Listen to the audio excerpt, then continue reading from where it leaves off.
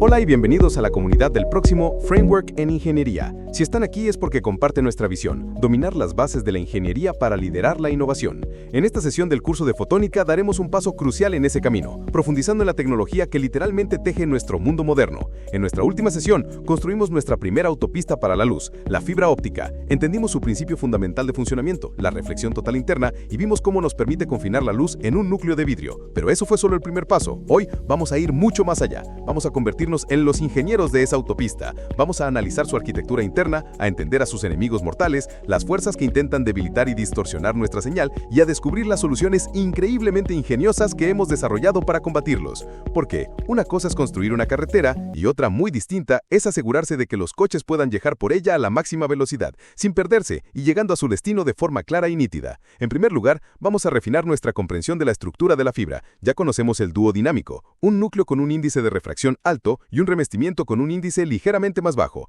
pero la forma en que se produce esa transición de índice es una decisión de diseño fundamental que lo cambia todo. La forma más simple, la que asumimos intuitivamente, se conoce como fibra de salto de índice o step index. Imaginen un acantilado. En el núcleo, el índice de refracción es constante y alto. En el momento exacto en que llegas a la frontera con el revestimiento, el índice cae bruscamente, como caer por ese acantilado. Este diseño es simple y efectivo, y es el que se utiliza en todas las fibras monomodo y en algunas fibras multimodo básicas. Pero los ingenieros se dieron cuenta de un problema con las fibras multimodo de salto de índice, un problema que ya insinuamos, la dispersión modal. Los rayos de luz que viajan en zigzag, modos de orden superior, recorren una distancia mayor que los que viajan rectos por el centro. Llegan más tarde. Para solucionarlo se inventó una estructura mucho más elegante, la fibra de índice gradual o graded index. En lugar de un acantilado, piensen en una rampa suave. El índice de refracción en el núcleo no es constante, es máximo en el centro exacto y disminuye gradualmente, de forma parabólica, a medida que nos alejamos hacia el revestimiento. ¿Por qué es esto tan brillante? Porque la velocidad de la luz en un material es inversamente proporcional a su índice de refracción. Esto significa que los rayos de luz que viajan por los caminos más largos, por el exterior del núcleo, lo hacen a través de un material con un índice más bajo, es decir, viajan más rápido. Los rayos que viajan por el camino más corto, por el centro, lo hacen más lentamente. El diseño está calculado para que al final del trayecto todos los rayos lleguen prácticamente a la vez. Es como diseñar una pista de atletismo donde los carriles están hechos de un material que te permite correr más rápido para compensar la mayor distancia. Es una solución espectacular que minimiza la dispersión modal y permite mayores anchos de banda en fibras multimodo. Pero la innovación no se detuvo ahí. En las últimas décadas ha surgido una categoría de fibras que parece sacada de la ciencia ficción, las fibras de cristal fotónico o PCF por sus siglas en inglés. Olvídense de dopar el vidrio para cambiar su índice. Aquí, el enfoque es estructural. Imaginan una fibra de vidrio de silicia pura pero con una serie de agujeros de aire microscópicos que la recorren de principio a fin, dispuestos en un patrón perfectamente regular, como un panal de abejas o un queso suizo. El núcleo puede ser un defecto en ese patrón, por ejemplo, un agujero que falta en el centro. La luz queda confinada en ese núcleo sólido. ¿Pero cómo? En algunos casos por una versión modificada de la reflexión total interna, pero en los casos más exóticos por un fenómeno puramente cuántico llamado efecto de banda prohibida fotónica. La estructura periódica de los agujeros de aire actúa como un cristal para la luz, creando una banda prohibida de energías o colores que tienen prohibido propagarse en el revestimiento. Si la luz que intentamos transmitir tiene ese color, no tiene más remedio que quedarse en el núcleo. Esto nos da un control sin precedentes sobre las propiedades de la luz, permitiendo crear fibras que guían la luz en un núcleo hueco o fibras con propiedades de dispersión que son imposibles de lograr con la tecnología convencional. Ahora que conocemos la arquitectura, hablemos del primer gran enemigo de nuestra señal, la atenuación. La atenuación es simplemente la pérdida de potencia. La luz que metemos por un extremo de la fibra no es la misma que sale por el otro, es más débil. Como un grito en un largo túnel, se va desvaneciendo. Si la atenuación está muy alta, la señal se vuelve tan débil que el receptor no puede distinguirla del ruido de fondo. Hay tres culpables principales. El primer culpable es la absorción.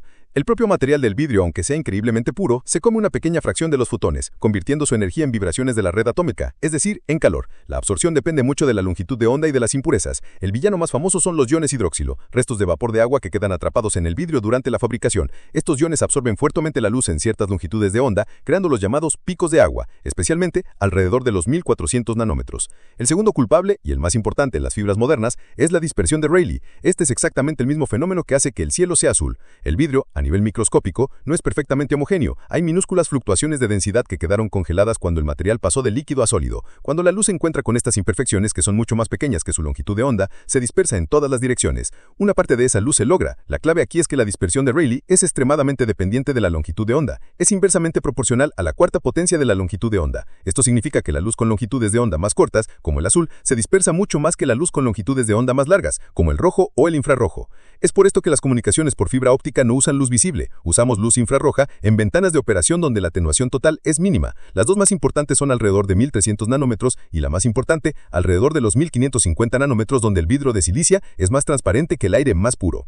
Finalmente, el tercer culpable son las pérdidas por curvatura. Si doblamos una fibra demasiado, violamos la condición de la reflexión total interna. Es la analogía de la autopista. Si tomas una curva demasiado curva, te sales de la carretera. La luz que incide sobre la interfaz núcleo-revestimiento en esa curva lo hace con un ángulo menor que el crítico y una parte se escapa. Esto se conoce como macrobending, pero también existe el microbending causado por pequeñas imperfecciones y presiones a lo largo de la fibra, como baches microscópicos en la carretera que también pueden hacer que la luz se pierda.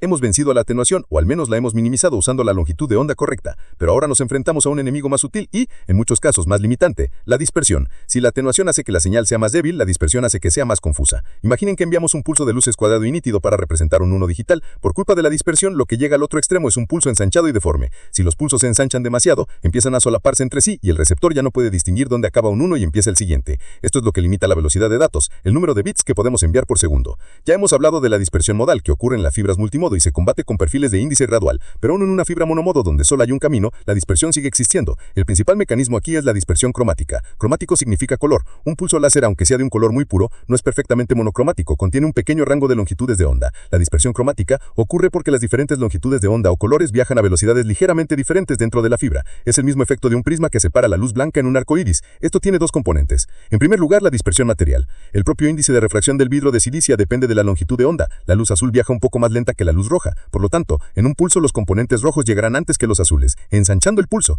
En segundo lugar, la dispersión de guía de onda. La forma en que la luz está confinada en la guía también depende de su longitud de onda. Las longitudes de onda más largas se esparcen un poco más hacia el revestimiento, que tiene un índice más bajo, por lo que su velocidad efectiva cambia. Lo amenador es que estos efectos tienen signos opuestos y se pueden diseñar para que se cancelen mutuamente. En una fibra monomodo estándar, la dispersión material y la de guía de onda se anulan alrededor de los 1300 nanómetros. Esta es la longitud de onda de dispersión cero. Manipulando el diseño de la fibra, los ingenieros pueden mover esta longitud de onda de dispersión cero para que coincida con la ventana de mínima atenuación a 1550 nanómetros, creando las llamadas fibras de dispersión desplazada. Por si fuera poco, nos queda un último efecto, el más complejo, la dispersión de modo de polarización, o PMD. La luz es una onda electromagnética y tiene una polarización. Idealmente, una fibra debería ser perfectamente circular y simétrica, pero en el mundo real, debido a tensiones y a imperfecciones en la fabricación, el núcleo de la fibra es siempre ligeramente elíptico. Esto significa que tiene un eje rápido y un eje lento. La luz polarizada a lo largo del eje rápido viaja a una velocidad ligeramente diferente que la luz polarizada a lo largo del eje lento. Un solo pulso de luz, que contiene ambas polarizaciones, se divide en dos pulsos que se van separando a medida que viajan. Es un efecto muy pequeño, pero para sistemas de muy alta velocidad de 40 o 100 gigabits por segundo, la PMD se convierte en un límite fundamental. En conclusión, la fibra óptica es mucho más que un simple tubo de vidrio. Es una pieza de ingeniería de alta precisión. Hemos visto cómo su estructura interna, ya sea de salto de índice gradual o las exóticas fibras de cristal fotónico, definen sus capacidades, y hemos identificado a los dos grandes adversarios de la transmisión: la atenuación, que debilita la señal, y la dispersión, que la deforma. Entender las causas de cada uno, absorción, scattering, dispersión modal, cromática y de polarización, no es un ejercicio académico, es la esencia del trabajo del ingeniero de fotónica, cuyo objetivo es diseñar sistemas que mitiguen estos efectos para llevar más información más rápido y más lejos que nunca. Dominar estos conceptos es dominar el lenguaje de la infraestructura global de la información.